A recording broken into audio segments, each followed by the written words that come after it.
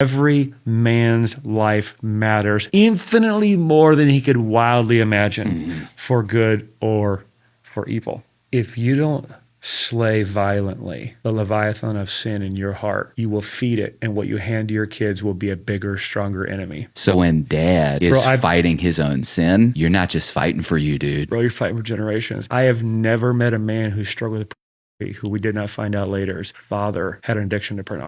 When you're fighting to slay dragons and when you're fighting to break the bondage of sin or addiction, you're not just doing it for yourself. You're doing it for generations to come. Because the same is true as generational blessing. There's no middle ground. You're going to either hand to your children curses or blessing, bondage or freedom, hell or heaven. Our theology says this, right? Yeah. So our first father, Adam, and the Bible talks about how that spiritual seed gets passed father to father to father. Well, so every human gets past that generational curse of sin from first father Adam, except one. That's right. The only one who didn't Adam. have a physical father. Let's go. Man, there's an encouragement there for fathers and mothers. Like when you are working on your own sanctification, you're slaying your own dragons. If you need extra motivation, you're fighting for all of your progeny. That's right. I'm fighting for every person that comes in the rest of my family tree right now. Fight for your family. Our men have to get a generational vision for the impact their life will make. There it is. Satan wants you to think hour to hour, day to day, picture to picture, swipe to swipe. The mind shaped by the word of God will not think swipe to swipe, but will think generation to generation. That's how we have to think. The fool thinks about this. The wise thinks about down the road.